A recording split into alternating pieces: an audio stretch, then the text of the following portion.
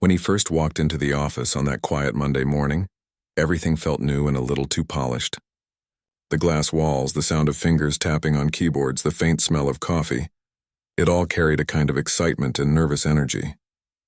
He had just joined the company as a junior analyst, and though he didn't know anyone, he told himself he'd make a good impression. He believed that hard work always spoke louder than words. The first person he met properly was his supervisor, a woman named Linda. She had a confident way of talking, the kind that made people pay attention.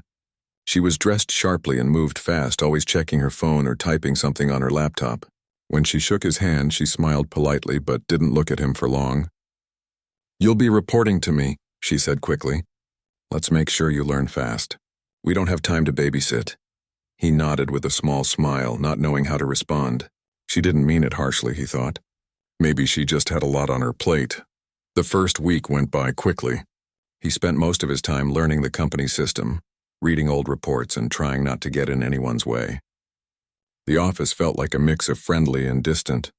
Some coworkers smiled in passing, but most were too busy to talk. Linda was everywhere, on calls and meetings, and sometimes standing behind him as he worked, pointing at his screen and saying, "No, not like that.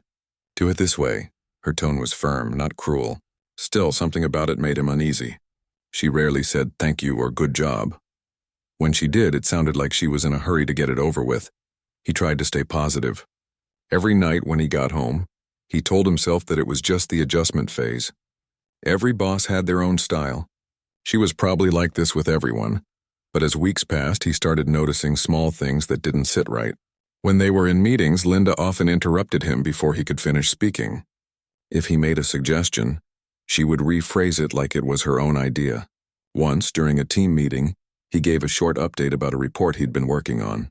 She stopped him mid-sentence and said, "Next time, keep it short. We don't need a story." The room went quiet for a moment.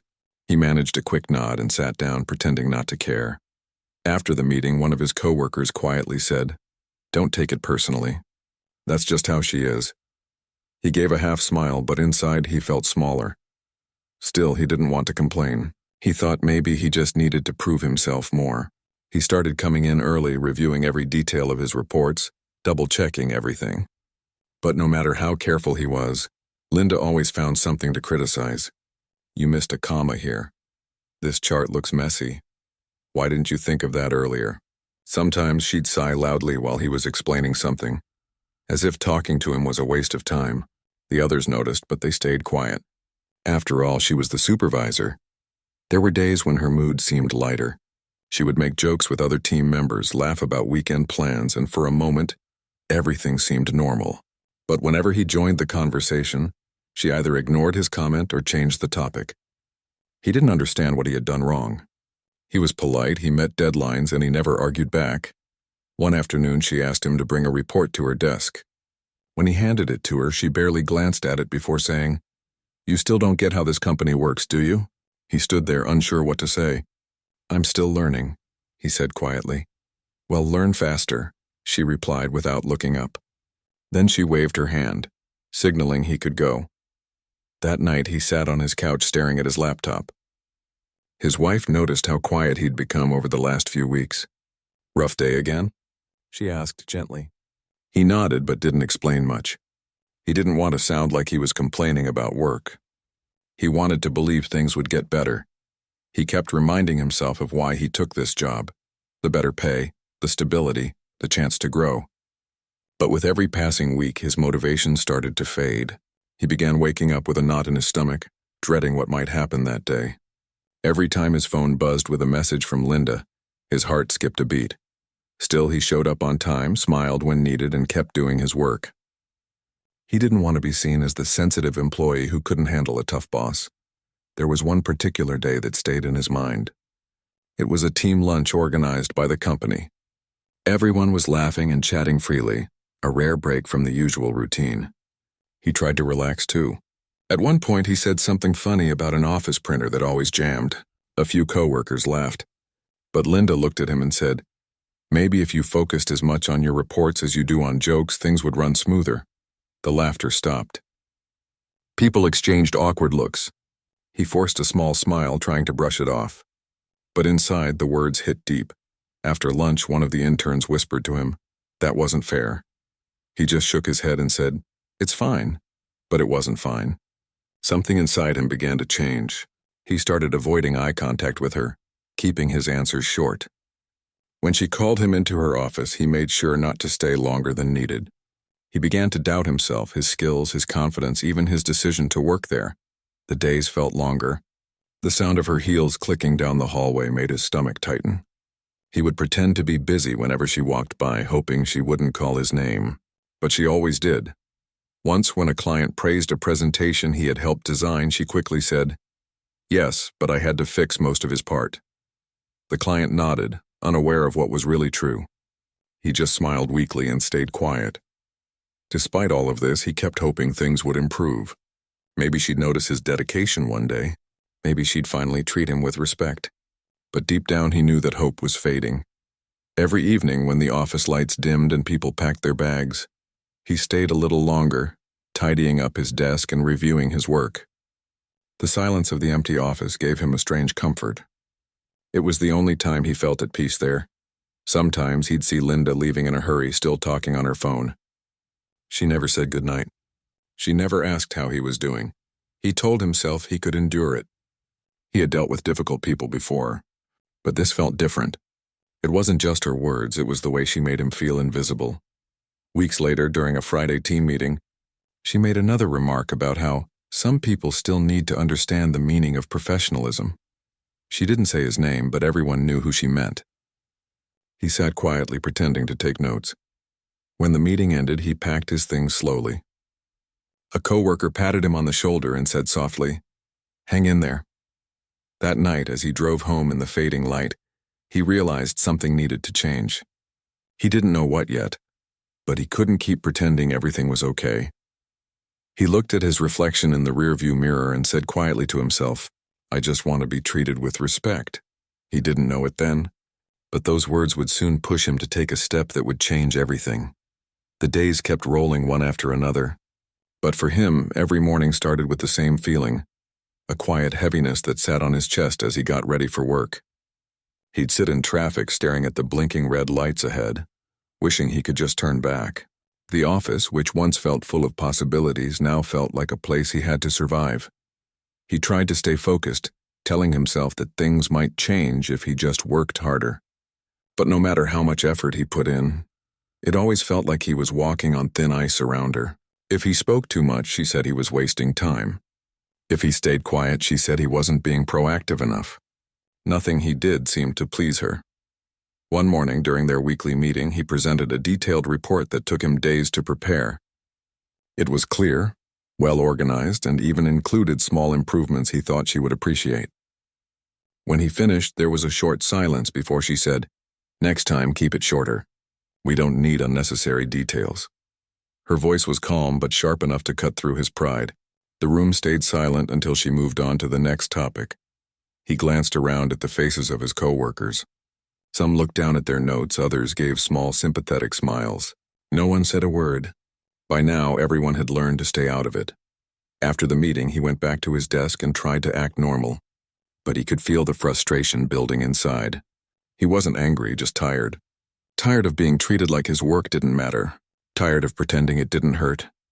A few days later, something small but painful happened. He was standing near the printer when two colleagues started chatting about the upcoming company event. One of them mentioned that Linda had asked them to help set up the presentations. He smiled and asked if they needed an extra hand.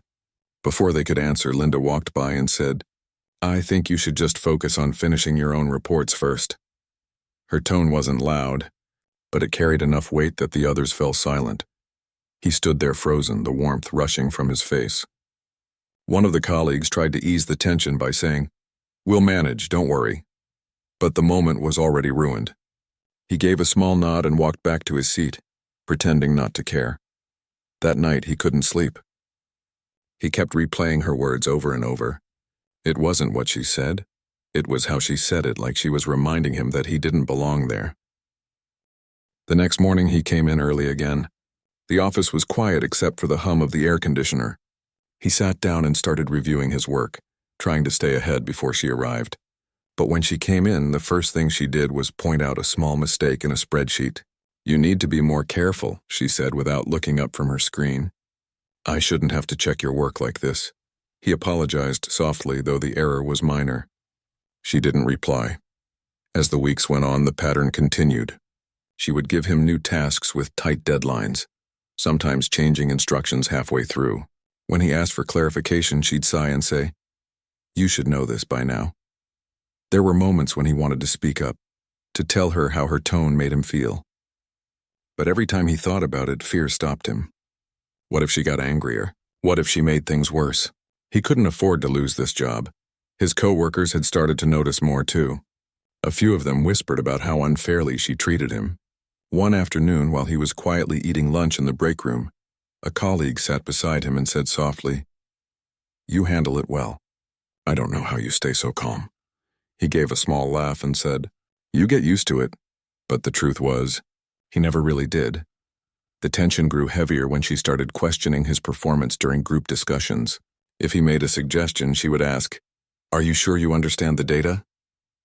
In front of everyone, the words stung, not just because of what she said, but because of the looks he'd get afterward, some pitiful, some curious, some simply uncomfortable. Once, he caught himself staying late just so he could print reports when no one was around.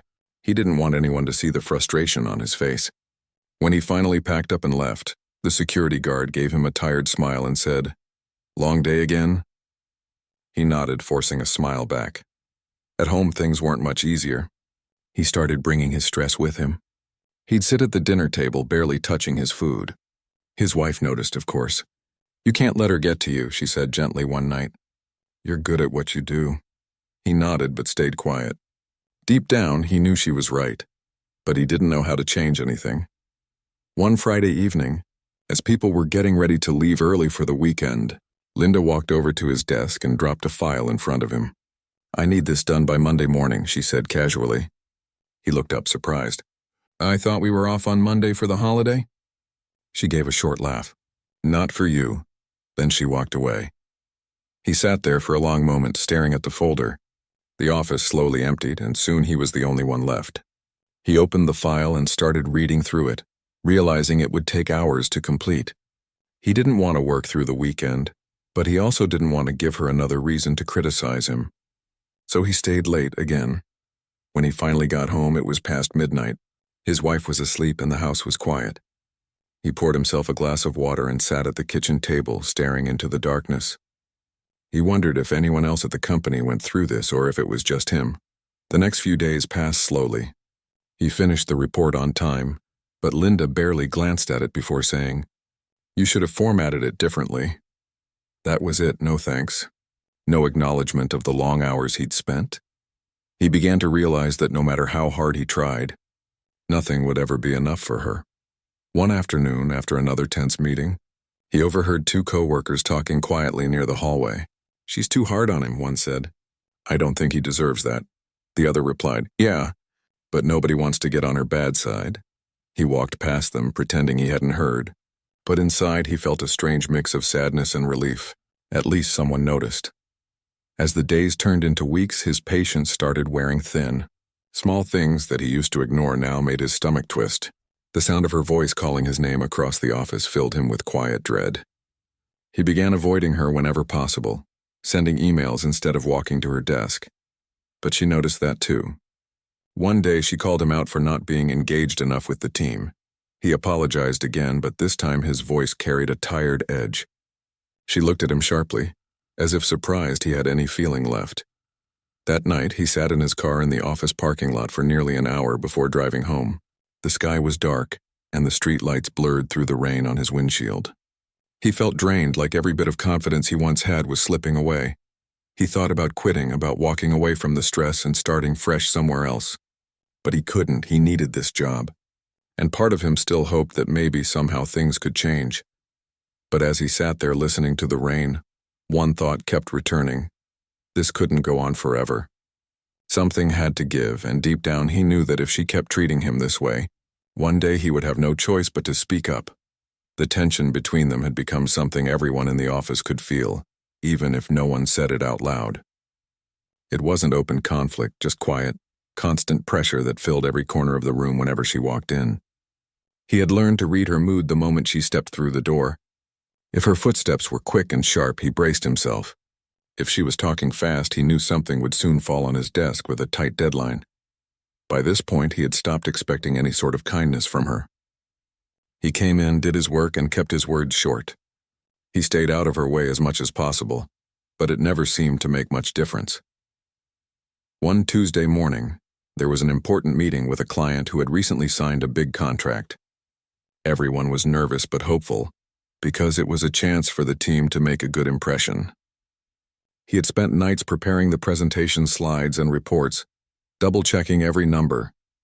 When the meeting began, Linda started things off confidently, introducing the project and the team. Then she gestured toward him. "He'll take you through the analysis section," she said. He stood up, his hand slightly shaking, but his voice steady. As he spoke, the clients nodded, taking notes and occasionally smiling at the visuals on the screen. He could tell they liked the clarity of the data. For the first time in a long while, he felt proud of his work. When he finished, the clients complimented the report. "This is well presented," one of them said. "Very detailed and useful." He smiled faintly and nodded, grateful for the acknowledgement. But before he could say anything, Linda laughed softly and said, "Yes, I had to clean up a few things before we showed it." "He's learning, though." The laughter in the room faded quickly. The client smiled awkwardly. He forced a small smile and sat back down, pretending not to care, but his chest felt tight. Inside, something broke. After the meeting, while everyone discussed follow-ups, he quietly walked back to his desk. His head felt heavy. He kept hearing her words. "He's learning, though." It wasn't just the embarrassment. It was the way she said it, as if all his effort meant nothing. That night, when he got home, he didn't even take off his tie right away. He sat on the couch, staring at the floor. His wife noticed immediately. "What happened?" she asked softly. He told her about the meeting, the joke, and how everyone just looked away. She listened quietly, then said, "You can't keep letting her treat you like this." He rubbed his forehead and sighed. "I don't want to make things worse," he said. "If I go to HR, they'll think I'm overreacting." "But you're not," she said firmly. "You're being disrespected. You've tried everything else. You've stayed calm, worked harder, and kept your head down. It's not helping." He didn't answer. He didn't want to admit she was right. That night he couldn't sleep. The thought of walking into that office again made his stomach twist. The next few days passed in silence. He went to work, did what he was told, and avoided her as best he could. But inside he was carrying a storm. Every rude comment, every dismissive tone, it all started to build up. He didn't snap or shout, but he could feel something changing inside him. The quiet patience that once kept him steady was wearing thin. Then came the moment that pushed him over the edge. It was a Wednesday afternoon, and the office was busy preparing for another review meeting. Everyone was focused, moving fast. He was finalizing a report when Linda walked over to his desk. "You didn't update the figures in Section 3, she said sharply. "I did," he replied calmly. "I sent you the updated version this morning," she frowned. "No, you didn't." He opened his email and showed her the message. "Here, sent at 9:42 a.m. She glanced at the screen, then said, "Next time, make sure I actually see it before the meeting." Then she turned and walked away. The conversation lasted less than a minute, but the tone, sharp, dismissive, cut deeper than ever. His hands trembled slightly as he closed his laptop. He stared at his reflection in the dark screen. For the first time, he felt more angry than afraid. At lunch, he sat quietly in the break room, pushing his food around the plate. A coworker sat beside him and whispered, "I saw what happened earlier. You handled it better than I could have." He smiled faintly but didn't respond. His mind was somewhere else, somewhere between exhaustion and decision. That evening, when he got home, his wife found him sitting at the dining table with a small notebook open in front of him. "What are you doing?" she asked. He looked up and said softly, "Writing everything down." He started to list the things that had happened. The public remarks, the times she dismissed his work, the unnecessary deadlines, the cold comments in front of clients. He didn't write them in anger. He wrote them carefully, fact by fact. For once, he wanted his side of the story to be clear. Over the next few days, he kept adding to that list. He collected a few emails, notes from meetings, and even times when coworkers had witnessed her behavior. He didn't talk to anyone about it. He just prepared quietly. The turning point came the following week. Linda had called for another team meeting. Everyone gathered in the conference room, tired but ready to get it over with. During the discussion, one of the analysts mentioned a mistake in a data sheet. Before anyone could respond, Linda looked at him and said, "I'm guessing you handled that part?" He looked up from his notes. "No, I didn't," he said calmly. She smiled thinly. "Well, it looks like something you'd do." The room went silent. No one laughed. Even she noticed the quiet but didn't back down. "We'll fix it," she said quickly, moving on. He didn't say another word for the rest of the meeting, but when it ended, he walked straight to his desk, opened his email, and typed a short message to HR. "Hi, I'd like to schedule a private conversation regarding ongoing workplace concerns. Please let me know when you're available." He read it twice before hitting send. His hands were shaking, but his chest felt lighter. For the first time in months, he wasn't just enduring. He was doing something. That night, he didn't talk much about it at home. He didn't want to worry anyone until he knew what would happen next. But when his wife asked how his day was, he simply said, "I spoke to HR." She looked at him carefully, then nodded with quiet pride. "Good," she said. "It's time someone listened." The following morning, he received a reply from HR setting a time for the next day. The email was polite and professional, but he could feel the weight of what was coming. Part of him was nervous. What if they didn't believe him? What if it made things worse? But another part of him, the tired part that had been quietly crushed for months, felt a new kind of strength. When he left the office that day, the air outside felt different. It wasn't freedom yet, but it was the first step toward it. He knew that speaking up might change everything, for better or worse. But as he walked to his car, he whispered to himself, "I can't keep pretending." For the first time in a long while, he didn't feel small. He felt human again. He barely slept the night before the meeting with HR. His mind kept replaying the months that had led to this point, the long hours, the constant criticism, the silent rides home when his thoughts refused to quiet down. He wasn't angry anymore, just tired. All he wanted now was to be heard. The next morning, he arrived at work earlier than usual. The office was still quiet, the air cool and still. He sat at his desk pretending to work, but his eyes kept drifting to the clock. At 10 a.m., he finally stood up and made his way to the HR department. Every step felt heavier than the last. He wasn't sure what he was going to say, but he knew he had to say something. When he entered the small HR office, a woman from the department greeted him with a calm smile. "Please have a seat," she said softly. Her tone was gentle, which helped a little. She asked if he wanted some water, and he nodded. His throat felt dry. She started by saying, "I understand you wanted to discuss some workplace concerns?" He took a deep breath. "Yes," he said quietly. "It's about my supervisor." He spoke slowly at first, choosing his words carefully. He didn't want to sound emotional or exaggerated.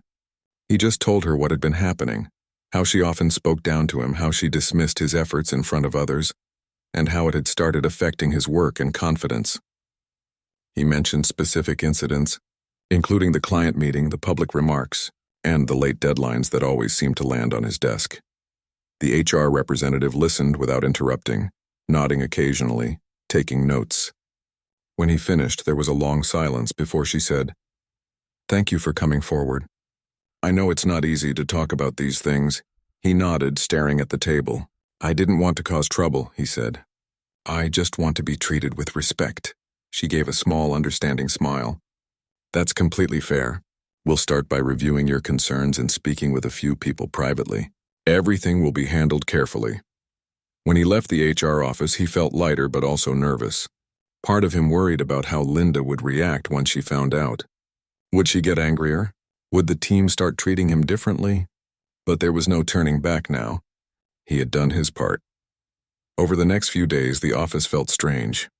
HR had quietly started their review, and everyone seemed to sense something was happening. People spoke in softer tones, glanced around more often, and avoided gossip. Linda was her usual self for the first day, unaware of what was unfolding. But soon she began to act differently. She looked more serious, more cautious in meetings. Her sharp remarks became less frequent. She seemed to be watching everyone, as if she could sense the shift in the air. Later that week, HR began calling employees for short meetings. They asked about the work environment, about team dynamics, about communication. No one said anything to him directly, but he could feel their glances when they passed by his desk. Some looked supportive, others just curious. A few of his closer co-workers stopped by quietly. One of them said, "I told them the truth. We've all seen how she talks to you." Another nodded in agreement. "You did the right thing," they whispered. Hearing that gave him strength. For months he thought he was alone in feeling humiliated. Now he realized others had seen it too. They just hadn't known how to step in. As HR continued their review, the tension in the office grew thicker. Linda tried to act normal, but it was clear she was unsettled. She avoided speaking directly to him unless necessary. When she did, her tone was careful, almost rehearsed. One morning, she stopped by his desk and said quietly, "I heard HR is asking questions." He looked up, meeting her eyes. "Yes," he said simply. She hesitated for a second before replying, "I hope you understand how things can be misunderstood." He nodded. "I just told them what's been happening." She forced a small smile, then walked away. For the rest of the day, she barely spoke. A few days later, HR sent him an email requesting another short meeting. When he walked in, they thanked him again for his patience. "We've completed our review," the HR representative said. "We spoke with several team members, reviewed emails, and looked into your reports. It appears there's been a consistent pattern of inappropriate communication and unprofessional behavior from your supervisor." He stayed quiet, his heart beating faster. He wasn't sure what to say. The HR representative continued, "We'll be taking corrective steps.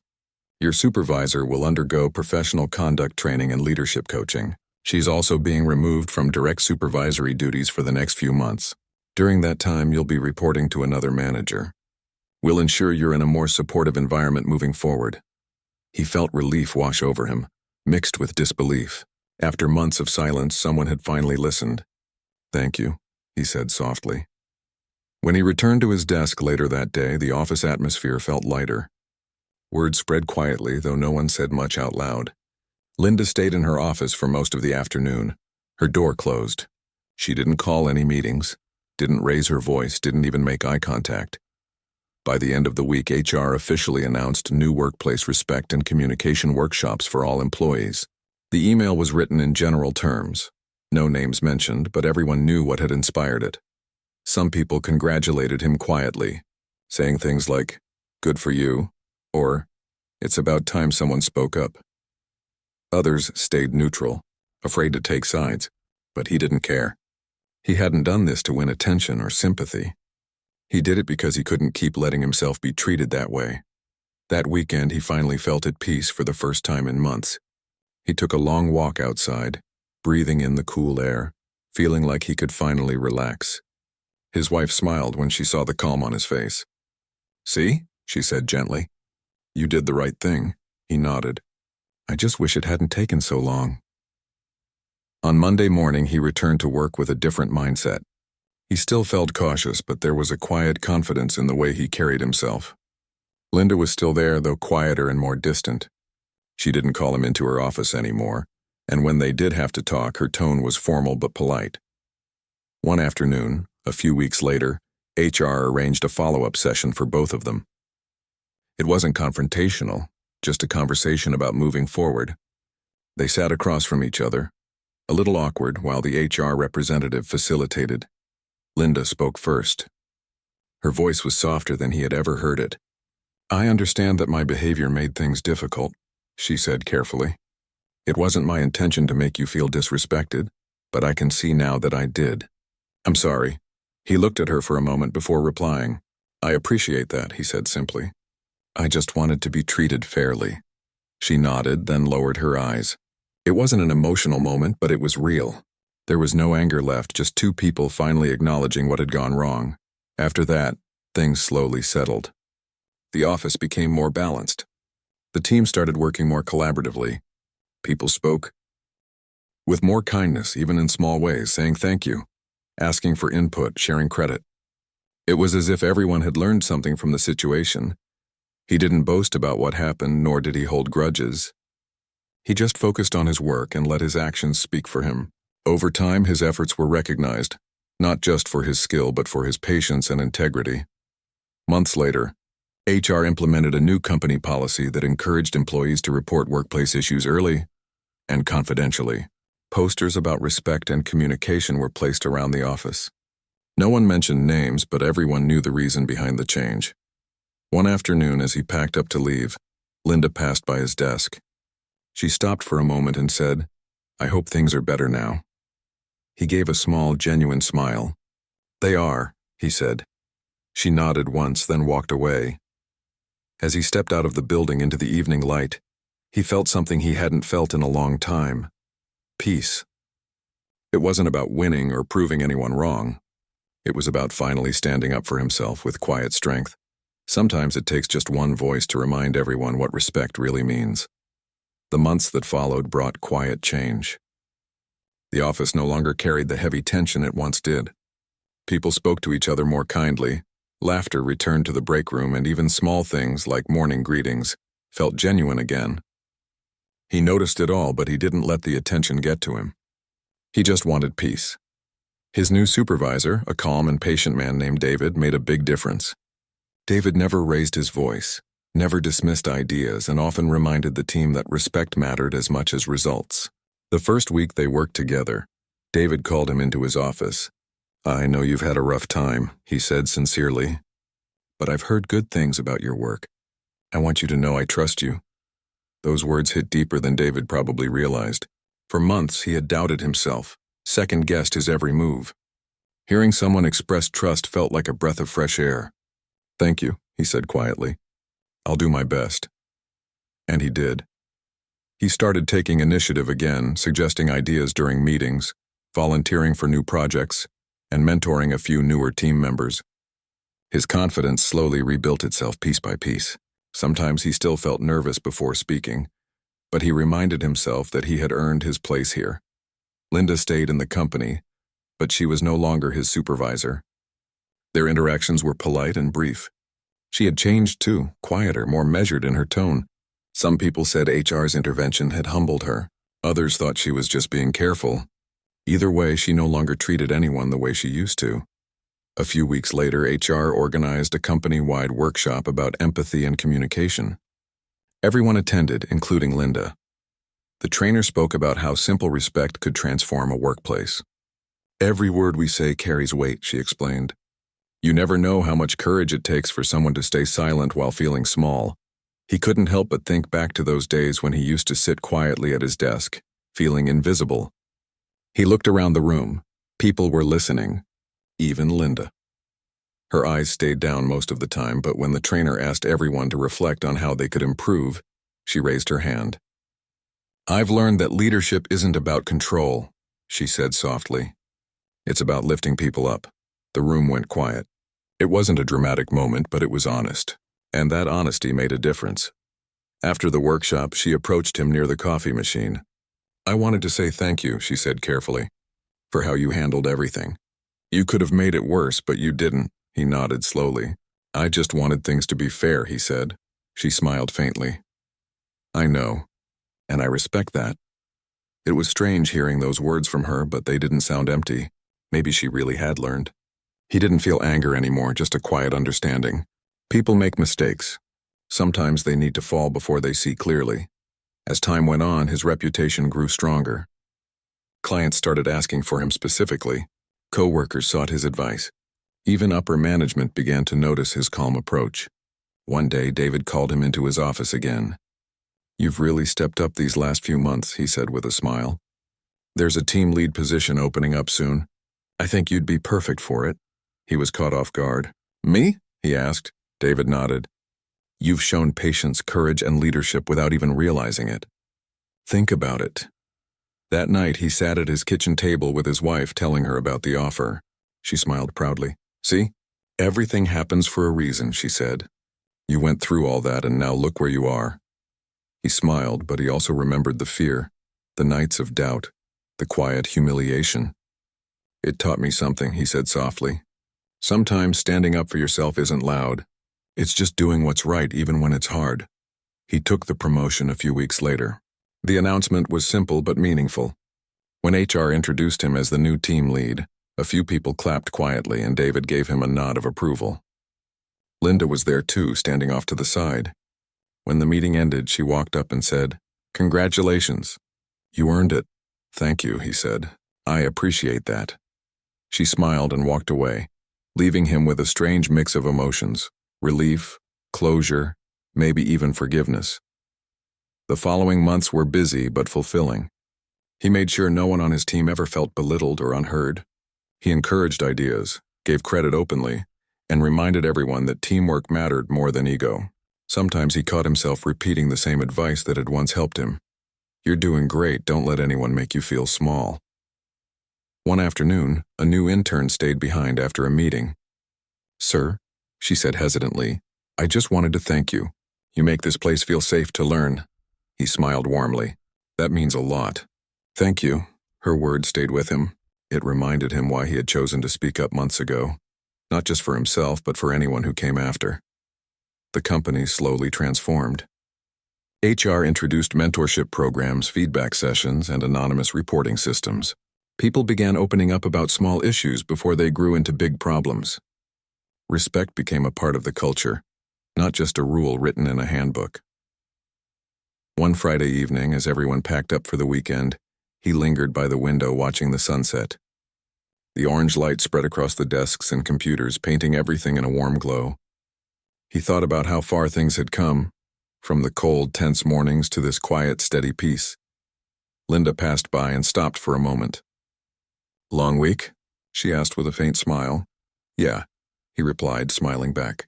"But a good one," she nodded. "You've done well, really." "Thank you," he said. After she left, he stood there a little longer, feeling grateful, not for what happened, but for what it taught him. He had learned that strength doesn't always look like shouting or fighting. Sometimes it's just choosing dignity when silence feels easier. When he finally stepped outside, the air was cool and the streets were quiet. He walked slowly, thinking about everything he had faced: the hurt, the growth, the change. Life had tested him, but it had also shaped him into someone stronger and calmer. As he reached his car, he looked back once more at the office building. It didn't feel like a place of stress anymore. It felt like somewhere he belonged. He smiled to himself before getting in. On the drive home, he turned on the radio and let the music fill the silence. He didn't think about the past anymore. He didn't hold resentment. He just felt thankful that he had found his voice when it mattered most. Because sometimes one act of courage doesn't just change your story, it changes everyone's around you too.